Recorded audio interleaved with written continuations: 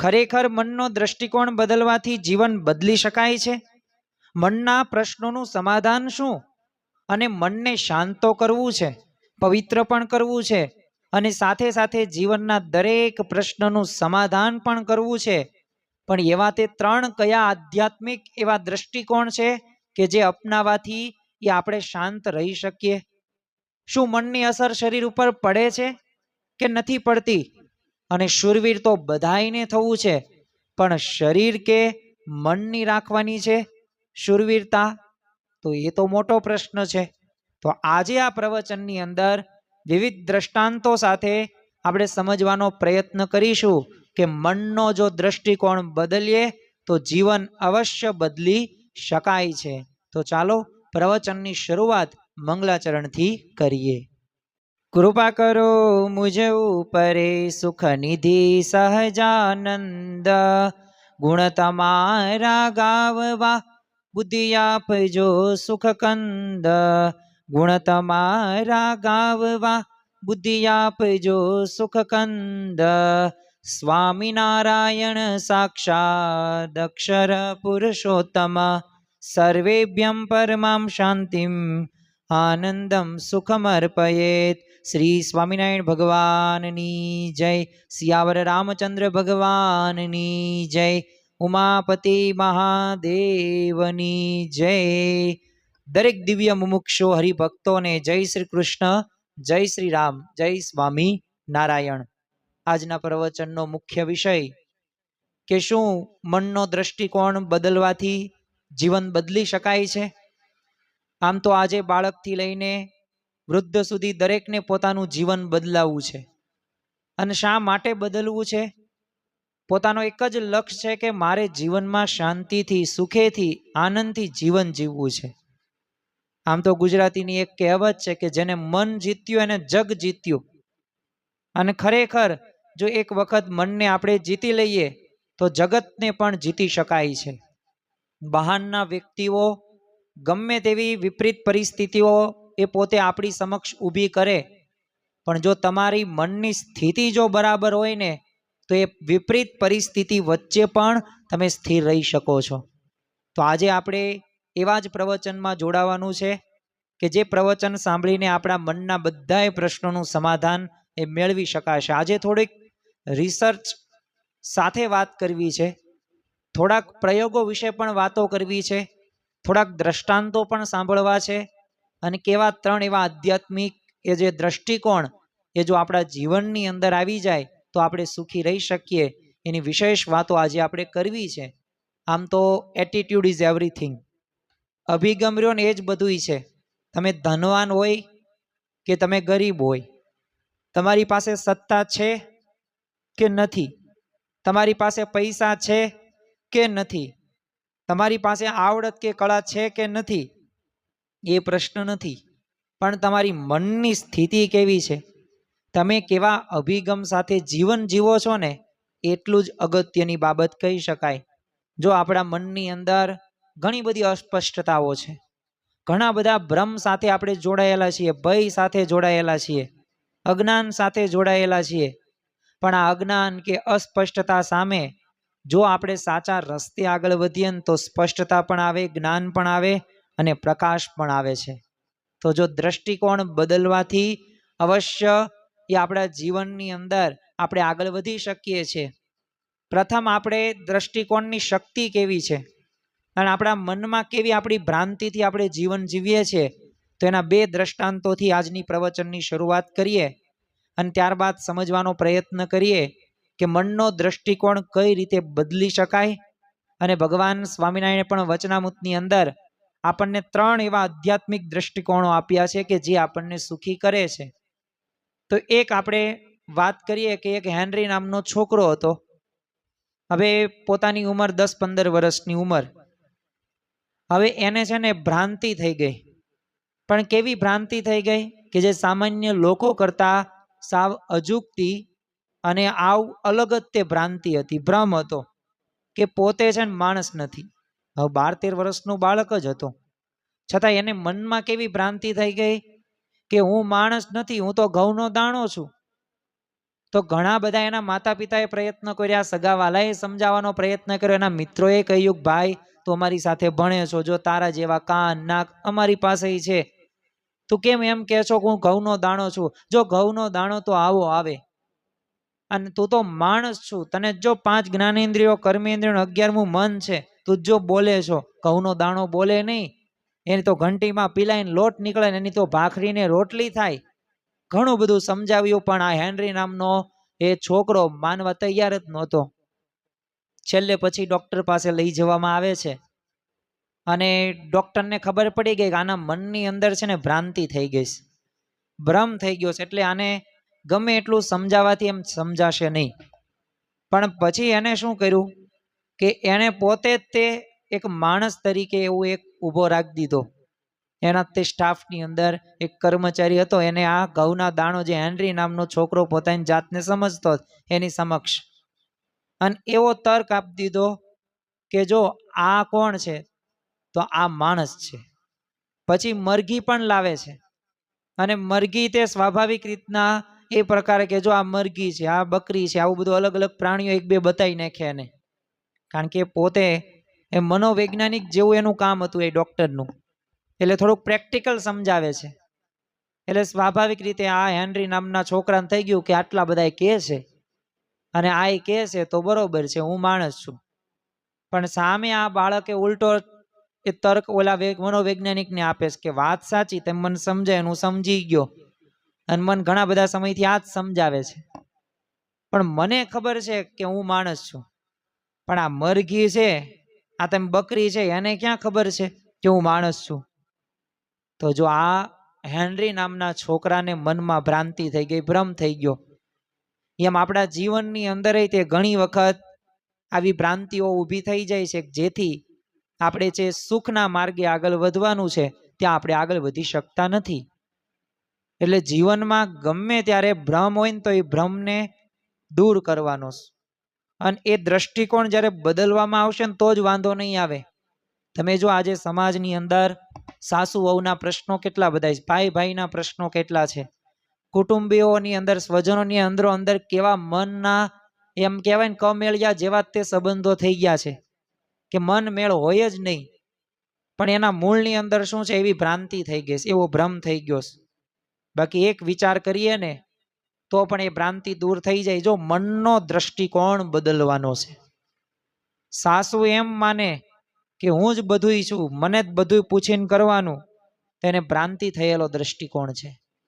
પણ પોતે સકારાત્મક દ્રષ્ટિકોણ સાથે કરે કે હવે ભાઈ નવા આવ્યા છે, તો નવી પેઢી પ્રમાણે નવા રીતિ રિવાજો હોય તો થોડાક આપણે એડજસ્ટ થઈ જઈએ, તો સાસુઓ બંને એડજસ્ટ થઈ જાય, વાંધો ન આવે.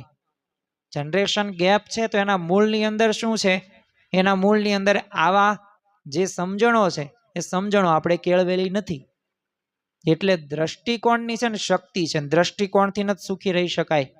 ભગવાન રામના જીવનની અંદર તમે જો 14 વર્ષનો વનવાસ એમને મળ્યો, સીતા માતાને કહેવામાં નહોતું આવ્યું, લક્ષ્મણને કહેવામાં નહોતું આવ્યું, ભરતને કહેવામાં નહોતું આવ્યું, છતાંય વલકલ વસ્ત્ર પહેરીને ભરત જાય છે ને, લક્ષ્મણ પણ સેવા કરવા જાય છે ને, 24 કલાક સેવા કરે છે. પતિવ્રતા નારી કોને કહેવાય એ સીતા માતાના જીવન ઉપરથી આપણને ખ્યાલ આવે છે કે નથી આવતું? આવે જ છે.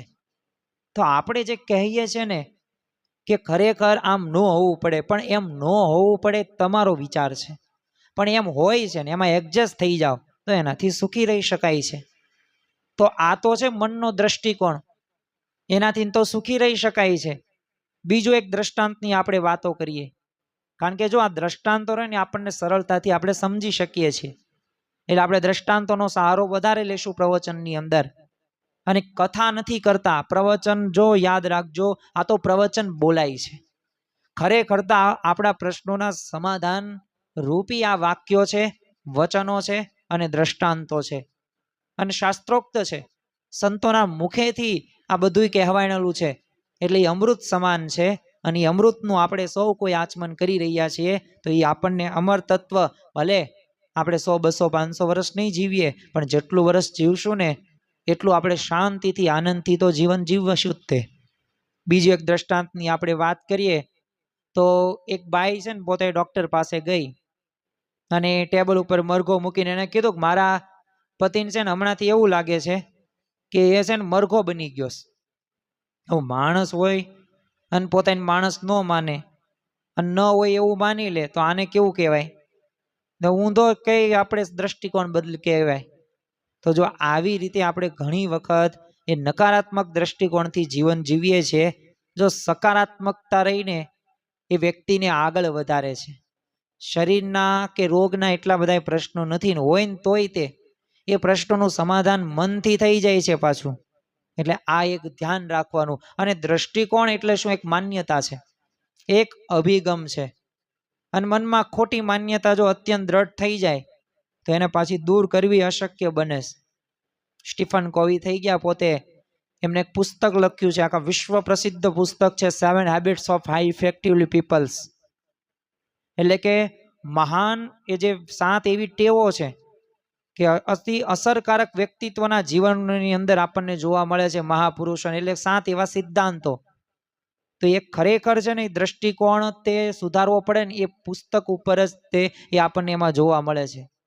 એમાં એકે એક જે લેખક સ્ટીફન કોવીએ લખ્યું છે તે દ્રષ્ટિકોણોની જ વાતો કરેલી છે. અને દ્રષ્ટિકોણથી જ તે આપણે આગળ પણ વધી શકાય છે. તમે જો કે આંધળો એરિક દ્રષ્ટિકોણ જ હતો ને એની પાસે, કે હું માઉન્ટ એવરેસ્ટ સર કરીશ તો કર્યો. જેસિકા કોક્સ તમે જો, અમેરિકાની, પોતે અંધ નહીં, એના હાથ નહોતા, પાયલોટ બનવું હતું, પણ તમે જો સપનું એને પૂરું કર્યું કે ન કર્યું? હવે હાથ ન હોય તો વિમાન કઈ રીતના ચલાવી શકાય? પણ ચલાવી શક્યા. કેમ? કારણ કે એનો અભિગમ એવો હતો. ધીરુભાઈ અંબાણી, તો એનો અભિગમ એવો હતો, પેટ્રોલ પંપ પૂરતા એને વિચાર કર્યો હતો કે મારા પણ પેટ્રોલ પંપ હશે. તો જો શક્ય છે, દ્રષ્ટિકોણ રહીને અભિગમ રહ્યો ને, મોટામાં મોટી વાત કહી શકાય. અને જેને પાસે સારા અભિગમો છે ને, એ જ વ્યક્તિ જીવનમાં કંઈક સારું એવું કરી પણ શક્યા છે. બીજું આપણે એક દ્રષ્ટાંતની વાત કરીએ કે જો ઘણી વખત આપણા મનમાં જે ભ્રાંતિ થઈ ગઈ છે ને, તો એનો તે એક પ્રબળ તો ઈલાજ છે જ તે, પણ એનો આપણે ઉપયોગ નથી કરતા.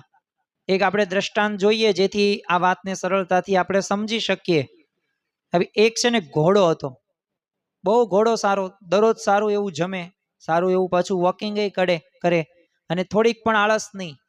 હવે આ ઘોડાને છે ને એક વખત સપનું આવે છે, અને સપનામાં એનો પગ રહ્યો ને એ ભાંગી ગયો એવું એને લાગ્યું. અને સવારે જાગ્યો એટલે પોતે એક પગ આમ ઊંચો કરીને તે પોતે ચાલે, અને નક્કી કરી નાખેલું કે મારો પગ ભાંગી ગયો. સપનું આવ્યું હતું, સપનામાં પગ ભાંગ્યો હતો, પણ એને નક્કી કરી નાખ્યું કે મારો પગ ભાંગેલો છે, એટલે આ પગ જો નીચે મૂકીશ ને તો વધારે ભાંગી જશે, અને હું નીચો પડી જઈશ, અને મને વાગશે, લોહી નીકળશે. આવો ભ્રાંતિ થઈ ગઈ. એટલે પછી તો એ જે મુખ્ય જે નાના સંભાળનાર હશે ઘોડશાળાના, એ પોતે વૈદ્ય પાસે આ ઘોડાને લઈ જવામાં આવે છે. હવે વૈદ્યોએ તપાસ કરી અને જોયું તો પગ તો સાજો હતો, તો કંઈ પણ પ્રશ્ન હતો જ નહીં. પણ એ વૈદ્ય છે ને હોશિયાર હતા, એટલે એને નિદાન કર્યું કે આ ઘોડાને છે ને વાસ્તવિકતામાં નહીં પણ સપનામાં પગ ભાંગ્યો છે ને એવી ભ્રાંતિ થઈ ગઈ છે, ભ્રમ થઈ ગયો છે. ઘણી વખત ઘરની અંદર પણ આવા ભ્રમો થઈ જાય છે. જેમ આપણે સાસુ વહુની વાત કરીને એમ ભાઈ ભાઈમાં પણ ભ્રમ થઈ જાય છે, એવી ભ્રાંતિ થઈ જાય કે આ મારો ભાઈ રહ્યો ને એ પોતે પોતાનું કરે છે. તો આવો ભ્રમ રહ્યો ને ઘણી વખત છૂટા પણ પાડે છે. જો વિભક્ત કુટુંબ એ જે જોવા મળે છે ને, તો એના મૂળની અંદર શું છે, આવું જ જોવા મળે છે. છૂટા છવાયા હોય. સંયુક્ત કુટુંબ ને વિભક્ત કુટુંબમાં આ જ તફાવત છે. સંયુક્ત કુટુંબનો એક દ્રષ્ટિકોણ રહ્યો ને સારો છે, જતું કરેશ, માફ કરેશ. વિશ્વ વંદનીય પ્રમુખ સ્વામી મહારાજે કહ્યું છે કે એકબીજાને સમજતા એ આપણે કોશિશ કરીએ, સમજવાની કોશિશ કરીએ, મોટું મન રાખીએ, જતું કરીએ, સહન કરીએ.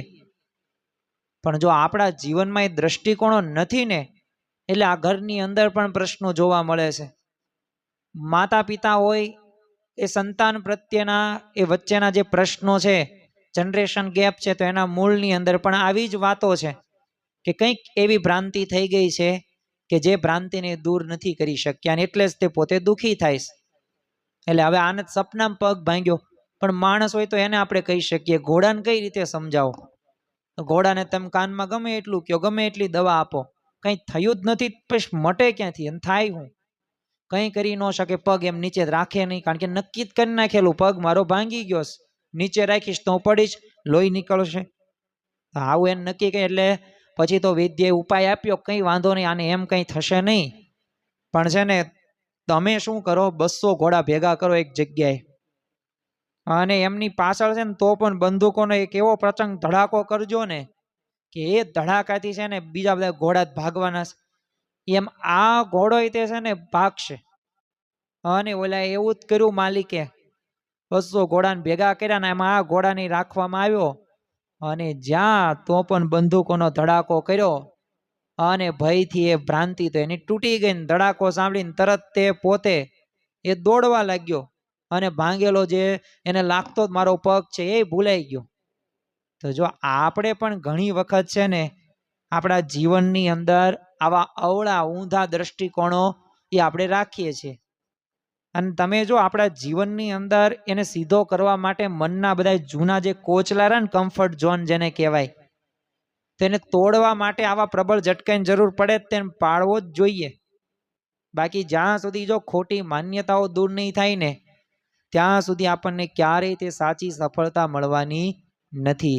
એટલે જીવનમાં જ્યારે પણ એ આવા પ્રશ્નો ભ્રાંતિ થાય ને એને આપણે જેમ બંદૂકો અને તોપોનો પ્રચંડ ધડાકો કર્યો અને જેમ ઘોડો દોડવા લાગ્યો અને ભ્રાંતિ તૂટી ગઈ, તેમ આપણે પણ આપણા મનની અંદર એવો ધડાકો કરવો પડશે કે જે ધડાકાથી આપણું મન સ્થિર થઈ જાય, સાચો દ્રષ્ટિકોણ આપણને આવી જાય. આ તો થોડીક લૌકિક વાતો કરીએ, પણ લૌકિક વાતો સાથે હવે આધ્યાત્મિક વાતોને આપણે ઉમેરીએ, કારણ કે પ્રવચનનો મુખ્ય ઉદ્દેશ એ જ છે કે શાસ્ત્રોક્ત વાત કરવામાં આવે તો એ વાતના આધારે આપણા મનની અને આપણા જીવનની સ્થિતિ બદલાય.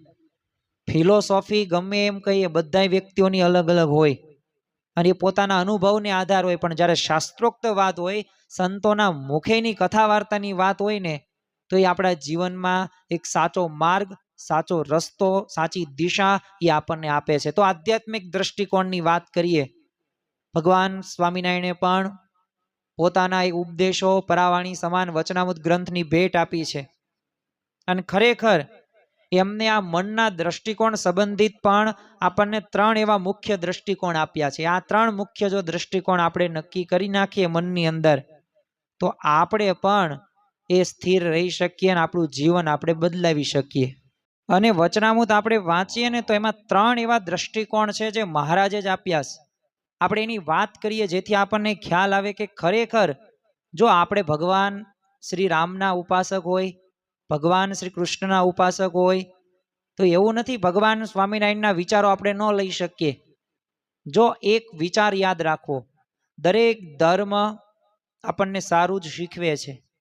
કોઈ હત્યા કરતા શીખવતું નથી, કોઈ અધર્મ કે અનીતિ કરતા એ પોતે શીખવાડતું નથી, પણ એ તો આપણે આપણા જીવનમાં એવા અભાવ અવગુણની દ્રષ્ટિથી જોઈએ છે ને ત્યાં મોટો પ્રશ્ન થાય છે.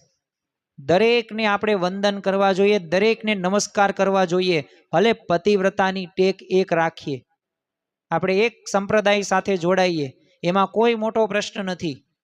પરંતુ એક વાત યાદ રાખવી, સર્વ ધર્મ સંભાવ. આ નિયમ પણ ભારતીય સંસ્કૃતિનું એક અભિન્ન અંગ છે. અને જ્યાંથી આપણને સારું શીખવા મળે ને ત્યાંથી શીખવું, કારણ કે તો જ તે જીવનમાં આપણે આગળ વધી શકીશું. એટલે ભગવાન સ્વામિનારાયણે વચનામૃતની અંદર 3 એવા દ્રષ્ટિકોણો આપ્યા છે. અને થોડોક આપણે વિચાર કરીએ ને તો પણ આપણને ખ્યાલ આવી જાય કે સાચું છે ખોટું છે. પ્રથમ જ તે હું દ્રષ્ટિકોણની વાત કરું તો ભગવાન સ્વામિનારાયણ વચનામૃતની અંદર કહે છે કે હું કોણ છું. જો આ પ્રશ્ન આપણી જાતને પૂછીએ તો આપણને ખબર પડી જાય. હવે આપણે દુનિયાએ આપેલા લેબલ, જો નામ, અટક, સરનામું, જ્ઞાતિ, સોસાયટી, ઘર નંબર, એટલે આ બધું આપણી ઓળખ માને કે તમે કોણ, તો ઈશ્વરભાઈ, તમે કોણ, તો મંજીભાઈ, તમે કોણ, તો ફલાણા બેન. એટલે આપણે નામ આપણી ઓળખ દઈ દે, ક્યાં રહ્યો છો, અહીંયા રહ્યો છો, રેવી છીવી, કેવા તમે, બધું બધા આપણને ખબર હોય. પણ આપણે ક્યારેય તે હું ખરેખર કોણ છું એનું સંશોધન આપણે કર્યું? આપણે થોડુંક મનોમંથન કર્યું કે હું કોણ છું? તો જો નથી કર્યું ને એટલે જ આપણી પાસે એ જવાબ નથી. એટલે હું કોણ છું ને, તો હું આત્મા છું. આત્મા કેવો અમર છે, અજર છે, અવિનાશી છે, સુખરૂપ છે. અને જો હું ફલાણો જ્ઞાતિ કે ફલાણો હોય તો એમના હું રહેવો પડું, પણ મારે 60-70 વર્ષની ઉંમરે વૃદ્ધાવસ્થા આવશે અને મારું મૃત્યુ થશે. બીજો એક દ્રષ્ટિકોણ છે મહારાજે આપ્યો છે વચનામૃતની અંદર, કે જગત શું છે. જગતની જ્યારે વાસ્તવિકતાની વાત આવે તો જો આ જગતને આપણી આસપાસની બધી પરિસ્થિતિઓ આપણે કઈ નજરે જોઈએ છે તો એ આપણી છે ને પ્રગતિ નક્કી કરે છે. તો જગત શું છે ને આનો પણ એક દ્રષ્ટિકોણ આપણે આપણા મનની અંદર આપણે ઇન્ક્લુડ કરવાનો છે. અને ત્રીજો દ્રષ્ટિકોણ એટલે કે ભગવાન કોણ છે.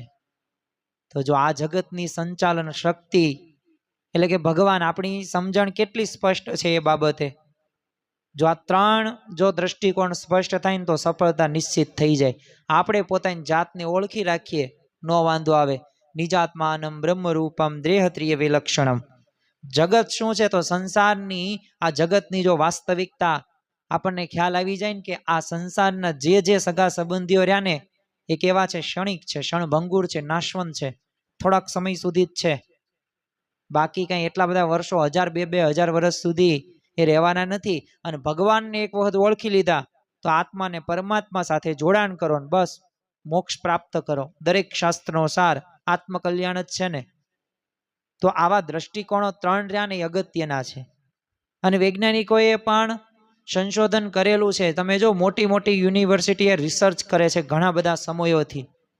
તેમાં એક રિસર્ચ થોડાક સમય પૂર્વે આવેલું કે 90% વિદ્યાર્થીઓ અભ્યાસમાં પ્રગતિ નથી કરી શકતા ને તેનું કારણ શું છે? લઘુતા ગ્રંથિ. બોલો, મનમાં નક્કી કરેલું છે કે અમે આમ જ છીએ. કોઈક ઠોઠ વિદ્યાર્થીને, આમ તો હોય જ નહીં ઠોઠ, પણ 30% 32% આવતા ને એને કહીએ કે તું કેમ હોશિયાર નથી થતો, તારે કેમ નંબર નથી આવતો, તારે કેમ ટકા વધતા નથી, તારે કેમ ટેસ્ટમાં ઇમ્પ્રુવમેન્ટ નથી, તો એ શું કહે છે કે હું તો પહેલેથી એવો જ છું, મને ગણિત આવડે જ નહીં, મને અંગ્રેજી આવડે જ નહીં. હવે આવા દ્રષ્ટિકોણથી તમે જીવો લઘુતા ગ્રંથિ. ગણિત વાંચવું, દાખલા ગણવાનું મન થાય, અંગ્રેજીના સ્પેલિંગ યાદ રહે તમને?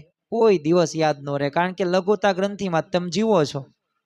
અને એ માની જ બેસે છે કે આ જ મારી લિમિટ છે, બસ કમ્ફર્ટ ઝોનમાંથી બહાર આવવું જ નથી.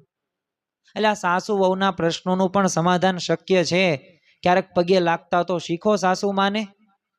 ક્યારેક પૂછો તો ખરું કે આજે મમ્મી શાક આ મેં બનાવ્યું છે અને બનાવવાનું છે, તો આમાં કઈ રીતે હું નવીનતા લાવું, મારે દર વખતે સ્વાદ કેમ આવો આવે? પણ નહીં, અભિમાન મૂકી નથી શકતા. જો કહીશું તો કેવા લાગશું કે આને કંઈ આવડતું જ નથી. અરે ભાઈ, તમારો ભ્રમ છે, તમારી ભ્રાંતિ છે, એને કાંઈ નહીં લાગે, એને સામુકનું ગમશે. પણ આપણે જો મનથી એવો નક્કી કરી નાખેલું છે ને કે આવા જ છે, તો બસ એવા જ કરી નાખ્યા. આ લઘુતા ગ્રંથિને દૂર કરવાનું. ક્યારેક દીકરાઓ પોતાના બાપને એ પોતે ખભા ઉપર હાથ મૂકે, ક્યારેક ગળે લગાડે, તો આ જ્યારે ભાવના આવશે ને, વિચાર આવશે ને, ત્યારે સકારાત્મક દ્રષ્ટિકોણથી એ અવશ્ય આપણે આગળ વધી શકીશું. એટલે લિમિટ રહીને લિમિટ કંઈ હોતી જ નથી. લિમિટ આપણે મનની નક્કી કરેલી. અને તમે વિચાર કરો, સત્સંગ દીક્ષાના ગ્રંથના એ મુખપાઠના બાળકો 2 વર્ષ 11 મહિના, 2 વર્ષ 9, 3 વર્ષના, હજી તો એને એ વોશરૂમ ને 2 નંબર એ ખબર ન હોય, બોલો. અને એ પોતે બાળ વિદ્વાન બની ગયા. તો શક્ય છે 315 સંસ્કૃત શ્લોક તૈયાર કરવા એટલે કોઈ સામાન્ય વાત ન કહેવાય. તો આ મર્યાદાનું કોચડું તોડવાનું છે આપણે, તો અંદરનો અનંત પાવર છે બહાર આવી શકશે. બાકી લઘુતા ગ્રંથિમાંથી બહાર નહીં આવો ને તો ક્યારેય તે આ કોઈ પણ કામ રહ્યું ને આપણે સારી રીતના નહીં કરી શકીએ, ઘરની અંદર નહીં, આધ્યાત્મિક માર્ગે આગળ નહીં વધી શકીએ. એટલે લઘુતા ગ્રંથિમાંથી બહાર આવવાનો દ્રષ્ટિકોણ આપણે શીખીએ. થોડુંક આપણે વૈજ્ઞાનિક રીતે સમજીએ ને તો પણ આપણને ખ્યાલ આવે કે મનની છે ને શરીર ઉપર સીધી અસર થાય છે. ઘણી વખત આપણને એવું લાગે ને કે આવો રોગ મને થયો, આનાથી આમ થશે. વાત સાચી, રોગ થયો છે, હવે એનો ઉપાય જે હોય એ આપણે અજમાવ્યા તે.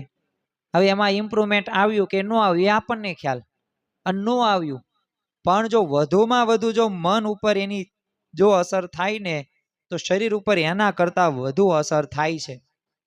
પણ આપણે તો ભણેલા ગણેલા, એમ કાંઈ માનીએ નહીં.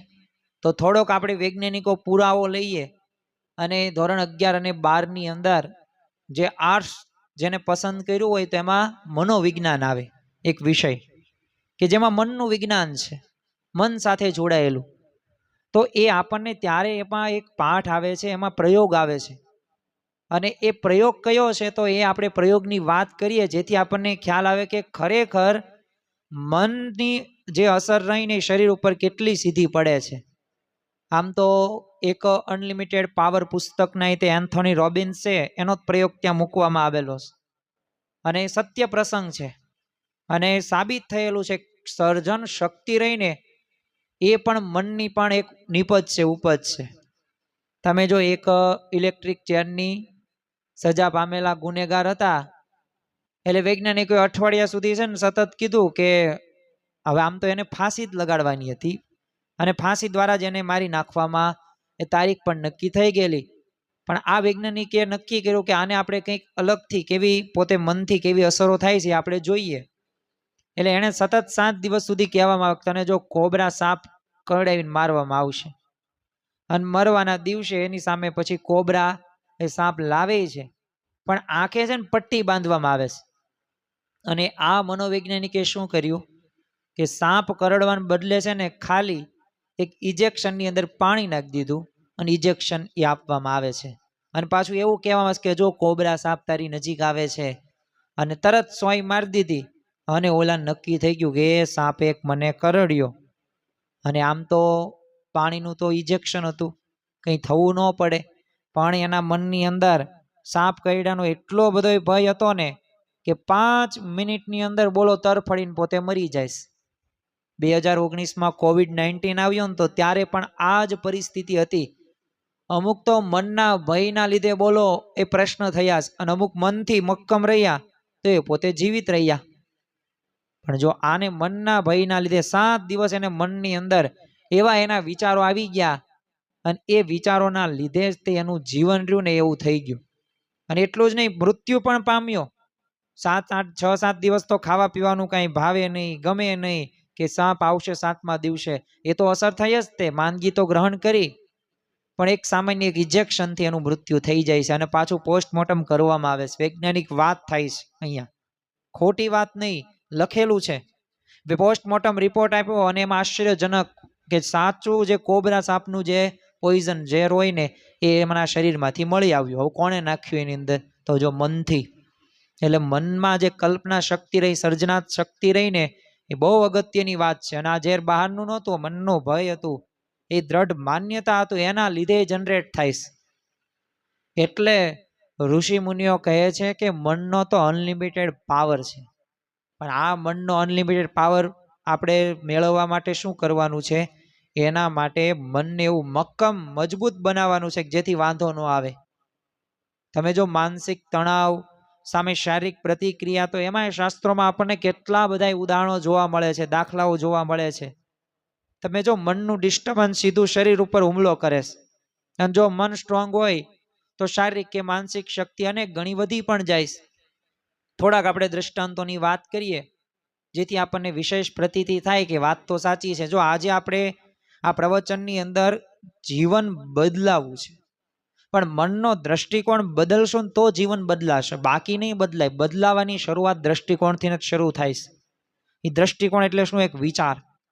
વિચારથી જ કોઈ કાર્ય થાય, કાર્યથી જ સફળતા પ્રાપ્ત થાય છે. સરદાર વલ્લભભાઈ પટેલ કે જેમને આપણે લોખંડી પુરુષ કહીએ છીએ, તો આ સરદાર વલ્લભભાઈ પટેલ જે આપણને ખ્યાલ છે કે પોતે અખંડ ભારતના પોતે શિલ્પી છે. 562 દેશી રજવાડો એમને એક કર્યા છે. એકીકરણમાં એમનું અગત્યનું મહત્વનું યોગદાન જોવા મળે છે. સરદાર વલ્લભભાઈ પટેલ પોતે એ વ્યવસાય શું કરતા હતા? તો પોતે વકીલાત કરતા હતા.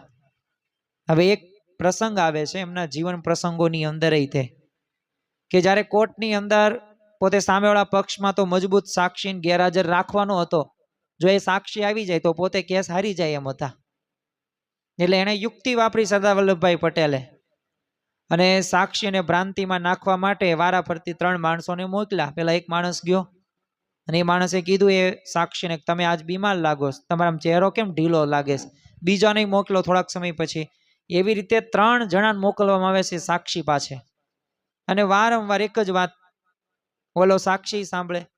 એટલે આમ તો એનો સ્વસ્થ મન હતું, શરીર પણ સારું હતું, પણ ભ્રાંતિ ફિટ થઈ ગઈ, મનમાં લઘુતા ગ્રંથિ આવી ગઈ અને એવો તાવ આવ્યો તો બોલો પથારીવશ થઈ ગયો, કોર્ટમાં આવી ન શક્યો અને સરદાર વલ્લભભાઈ પટેલની જીત થાય છે.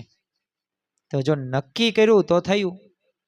અર્જુન તમે જુઓ મહાભારતની અંદર, એ આપણને અર્જુન પણ એ જ આપણને ખ્યાલ આવે છે, કારણ કે શ્રીમદ ભગવદ્ ગીતાની અંદર વર્ણન છે કુરુક્ષેત્રમાં એ કોના લીધે થયું છે, તો સ્વાભાવિક રીતના કૌરવ મુખ્ય જવાબદાર હતા ને એમાંય તે દુર્યોધન મુખ્ય હતા.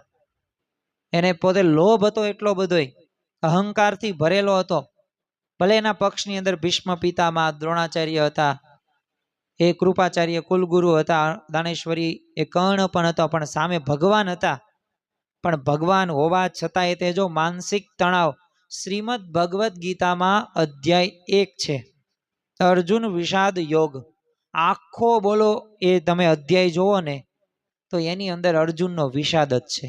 નકરા પ્રશ્નો અર્જુનને થયા છે. માનસિક તણાવના લીધે એનું શરીર ધ્રુજવા લાગ્યું, ગળું રહ્યું ને સુકાવા લાગ્યું. સામે એવા ધુરંધરો યોદ્ધાઓને જોઈને પોતે ભયભીત થઈ જાય છે, માનસિક તણાવમાં આવી જાય. બાકી સર્વસ્યાચી, એકાગ્રતા, પુરુષાર્થ, સર્વશ્રેષ્ઠ ધનુર્ધર્મ એનું નામ આવતું, છતાંય તે એનું શરીર ધ્રુજવા લાગ્યું. એનું કારણ શું? માનસિક તણાવ, માનસિક સ્ટ્રેસ. અને અર્જુન શું કહે છે? સિદંતિમ મમ ગાત્રાણી, એટલે કે મારા ગાત્રો શિથિલ થાય, કંઠ સુકાય, રૂવાડા ઊભા થાય. અને હાથમાં જો એ ગાંડીવ સરી પડે છે, ને એક નાનો બાળક જેમ સંતા કુકડી રમતો સંતાઈ જાય ને એમ રથની પાછળ એ આ અર્જુન પણ પોતે સંતાઈ જાય, તો ભયભીત થઈ જાય. પણ પછી જો એ શ્રીમદ ભગવદ્ ગીતાની અંદર જે 18 અધ્યાયની અંદર શ્રી કૃષ્ણ ભગવાને એ જે જ્ઞાન આપ્યું, એ જે સમજણ આપી, તો એનાથી પછી એકય વખત એને પ્રશ્ન, જો મનનો દ્રષ્ટિકોણ અર્જુને બદલ્યો. ઘણી વખત આપણા મનની અંદર કેવો ભ્રાંતિ આપણને થઈ જાય છે કે ખરેખર છે ને શરીર મજબૂત હોય ને તો વાંધો ના આવે, શૂરવીર આપણે કહેવાય, પણ ખરેખર જો શૂરવીરતા એ શરીરનો નહીં પણ મનનો ધર્મ છે. બ્રહ્મ સ્વરૂપ યોગીજી મહારાજ એક બોધ કથા કહેતા, એ બોધ કથાની અંદર એક પઠાણ અને ચોરની આ બોધ કથા જે આપણા જીવનની અંદર પણ આપણે યાદ રાખવાની છે. હવે 6.5 ફૂટ આમ ઊંચો એક પઠાણ અને 5 મણ વજન, 100 કિલો એનો વજન હતો, અને બળવાન પાછો. અને કેટલો બળવાન, કેટલી શક્તિ! તો એની સામર્થ્યની આપણે વાત કરીએ તો એક પોઠિયો બળદને માથા ઉપર ઉચકી શકે ને એવો પોતે સામર્થ્યવાન હતો. એટલે શરીરથી તો આ કેટલો મજબૂત કહી શકાય. તો એક વખત પોતે એક ગામથી બીજે ગામ જતો હતો, એમાં વચ્ચે નદી આવી અને પોઠિયો એને માથા ઉપર ચડાવ્યો અને પાર કરી, પણ સામે ચોર હતા. હવે આ ચોર તો જોઈને તો આ બી જાય, એટલે નદી પાર કર્યા પછી છે ને એ થાકીને શું કહે છે કે હાડ જેસા હૈયા નહીં. હવે આવું બોલ્યો એટલે શરીર મજબૂત છે પણ હૈયું ડરપોક છે. હવે ચોર હતા ને એ સાંભળી ગયા વાક્ય કે આ તો કહે છે હાડ જેસા હૈયા નહીં, એટલે આ નક્કી છે ને એ ભાગણ બીકણ સસલું જ છે.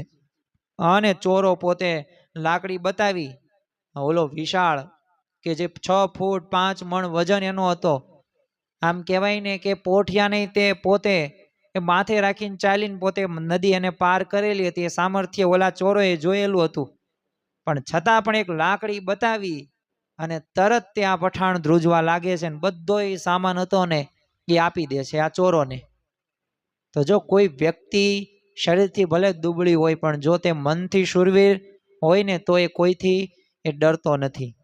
બ્રુસલી તમે જુઓ કે એના જીવનની અંદર શું હતું, તો એ જ હતું કે એ પોતે ભલે શરીર એનું એક વળ્યું પણ પોતે જે એ પ્રેક્ટિસ એ જે કરતો હતો, જે મનની એ પોતે મજબૂતાઈ એની પાસે હતી, એટલે સામેવાળા ભલે એનાથી પણ વધુ તાકાતવાર હતા, એ છતાં એને પોતે હરાવી શકતા એ નહીં. તો મનને મજબૂત અને સ્વસ્થ બનાવવા માટે જો સૌથી શ્રેષ્ઠ માર્ગ હોય ને તો એ કયો માર્ગ છે? તો આપણે સદવાંચન કરીએ, આપણે કથા શ્રવણ કરીએ, જો આપણે શાસ્ત્રોનો અભ્યાસ કરીએ ને તો આપણું મન રહ્યું ને એ મજબૂત બને, શૂરવીર બને. તો ખરેખર આપણા જીવનની અંદર દ્રષ્ટિકોણ બદલીએ, વિચારો બદલીએ તો આપણને અવશ્ય લાભ થવાનો જ છે.